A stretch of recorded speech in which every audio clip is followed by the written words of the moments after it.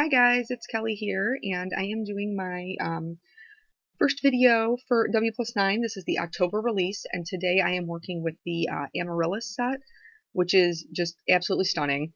And I'm also going to be using the bold banner die and stamp set for my sentiment later on. So I decided I wanted to do some watercoloring with this beautiful set, and I wanted to build up that bouquet that Dawn drew.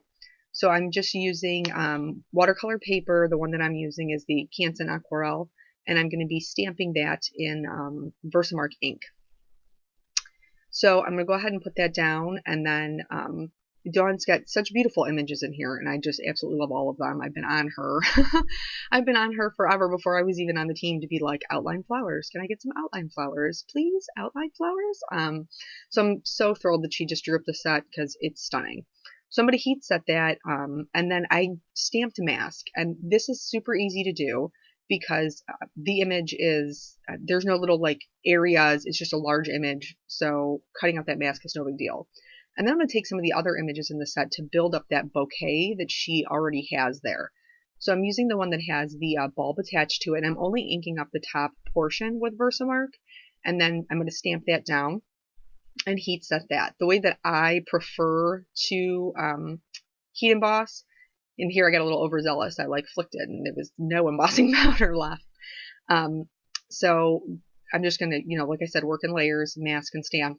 But it's really easy to use these stamps to build a bigger bouquet just by leaving off the bottom portion, and I prefer to stamp them to heat emboss them as I go.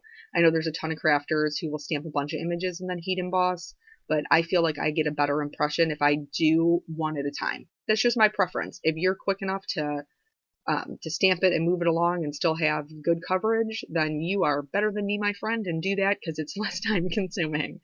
So now I have just the single bloom that's included in the set, and I'm going to put that on the left and then onto the right of the bouquet to just kind of balance it out. Since Dawn has obviously a fantastic eye for design, she drew her original bouquet so that it was very balanced, and I want to keep the same balance. I don't want my bouquet to be, lopsided or anything, and especially since it's a center focal point, I just want to keep everything good and balanced, and it's going to look like maybe there aren't enough stems for all the flowers that we have, but we're going to fix that later. So we're going to be using Distress ink to do the watercoloring. It's Festive Berries, Aged Mahogany, Crushed Olive, and Forest Moss. I'm going to zoom in here so you can see I'm using a number 2 round brush by the Artist Loft, and it's a good brush for little teeny tiny details. I did time lapse the watercoloring, but I'm going to start by showing you a couple.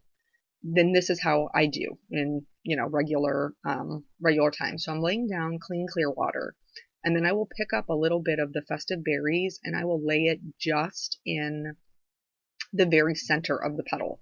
I like with my watercoloring, I prefer to let the water do the work because that's the look I'm going for. If I wanted it to just be straight solid color, I'd use my Copics. But there's something really beautiful about letting go a little bit of that control. And, Dawn has a natural talent for watercoloring freehand. I don't have that natural talent. And if you don't either, using heat embossing is a really good way to be able to get a softer look where, you get those beautiful edges, but it's really controlled.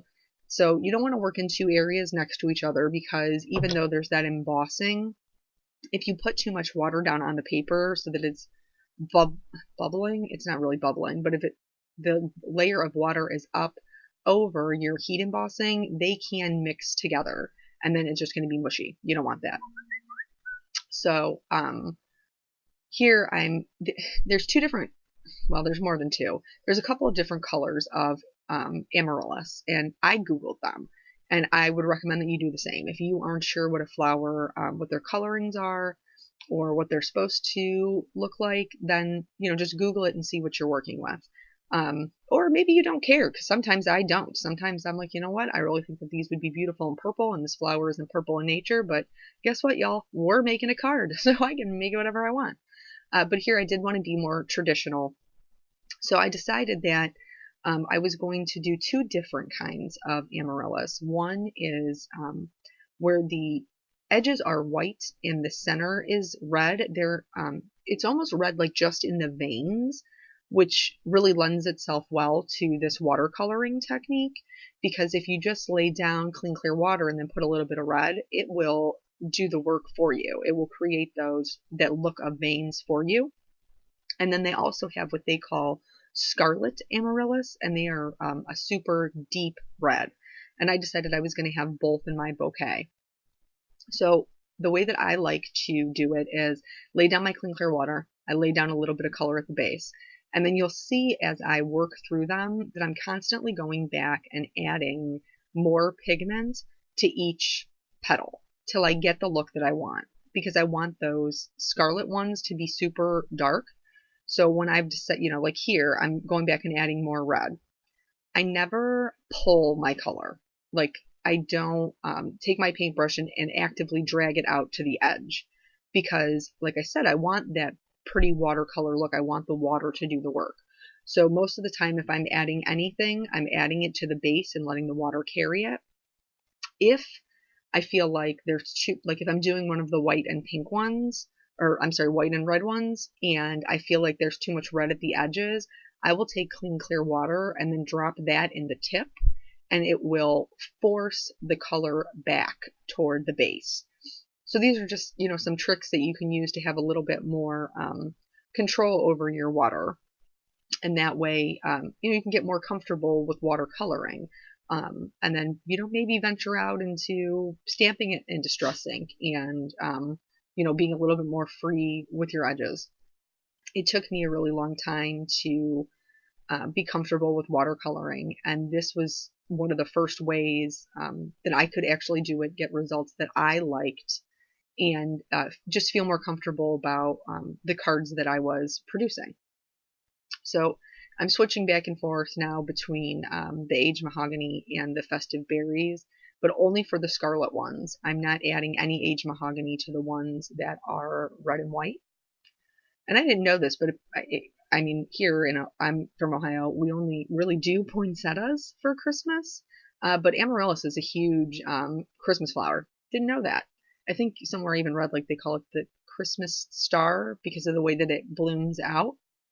So they're really, really beautiful flowers. So I can see why people would want them for Christmas. They come in the traditional red and white colors.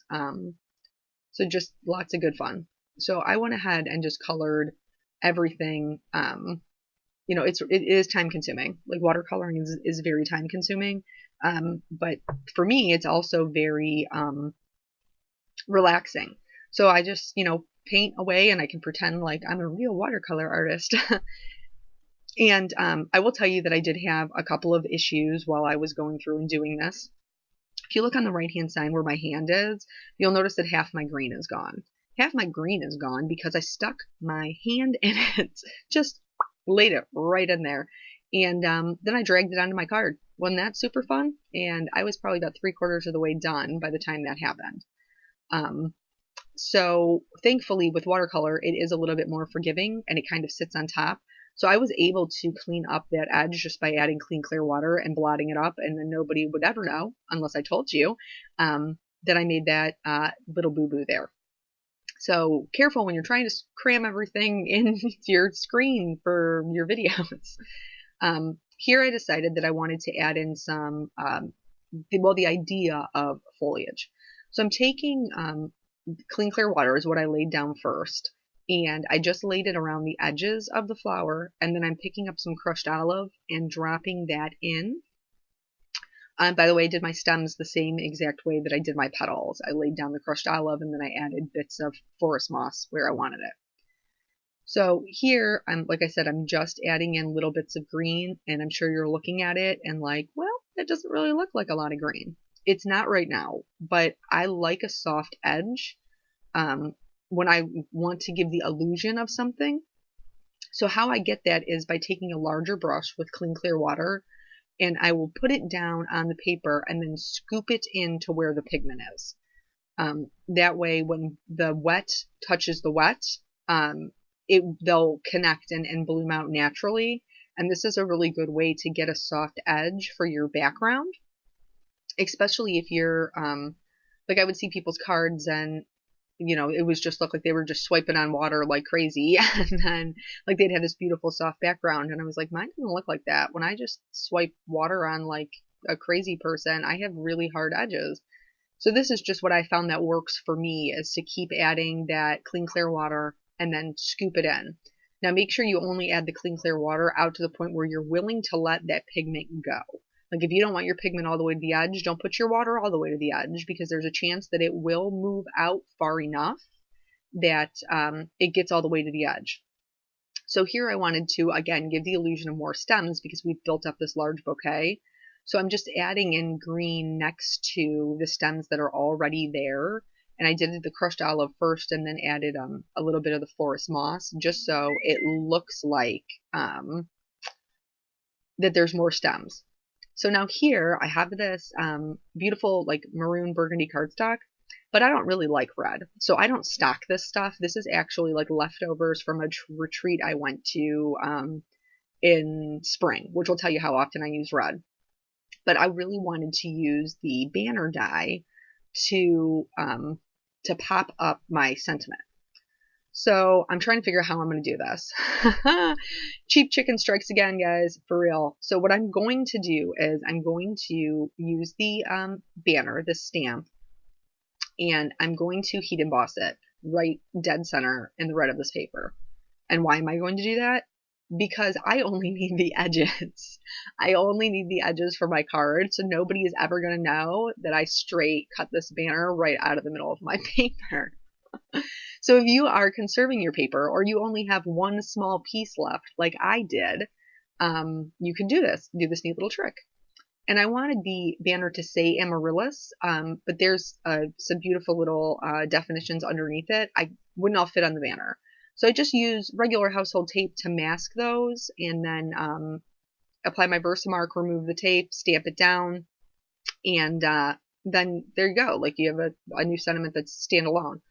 So I didn't realize it. I should have cut the banner die first. I did not. So I ended up having to go in and just fussy cut it out. I didn't even end up using the die. And here I just wanted to add a little bit of shading to make the banner appear 3D. The reds ended up not being enough, and I ended up going in with some grays to get that shading that I wanted. So just keep working it, use what you get. And here, see, you can't even see I cut it right out of the middle. So what? Bam! All right, saving crafty supplies. So I'm gonna go ahead and adhere the red down to, I have a white card base that I already prepared, and then add that watercolor panel right on top, and I'm just gonna pop up the sentiment on some foam. So I hope that you will go visit all the links below for the other DT girls. They're so super talented, and I know they have lots of stuff. They've had lots of good stuff all week. And thank you so much for joining me. I hope you guys have a wonderful day, and we'll come back tomorrow for the final release.